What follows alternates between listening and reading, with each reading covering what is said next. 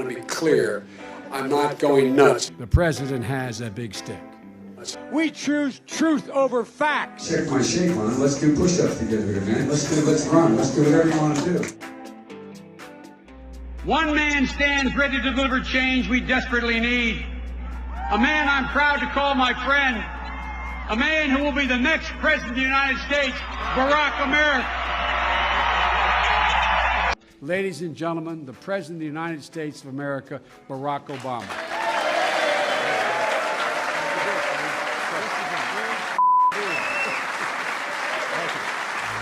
We can speak out and be more straightforward. I'm not going to be a mule. I got something to do. I got to go do boom, boom, boom.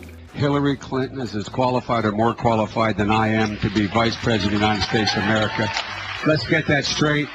And quite frankly, it might have been a better pick than me, but she's first rate. I know I'm called middle class Joe. It's not meant as a compliment. Means I'm not sophisticated. I want to be clear. I'm not going nuts. You're a damn liar, man. That's not true. I can get things done. That's why I'm running. And you want to check my shape on it? Let's do push-ups together, man. Let's run. Let's do whatever you want to do. To the word united. To the number 30330.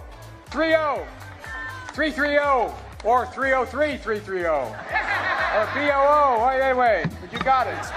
That saves billions of gallons of gasoline. I mean, billions of I think it's $2.3 billion worth of, $500 billion in savings and 2-point-something billion metric tons of CO2 going in the air. Well, folks, eliminate one tax loophole out of $1.6 trillion worth, $1.4 trillion worth. Out of $1.4 billion. It's hard to even say it, it's so much. And by the way, it's cost a lot of money. It cost about $740 billion over 10 years. Now is the time to heed the timeless advice from Teddy Roosevelt. Speak softly and carry a big stick. End of quote. I promise you, the president has a big stick. I promise you. Joe, you want to administer the oath? Am I doing this again?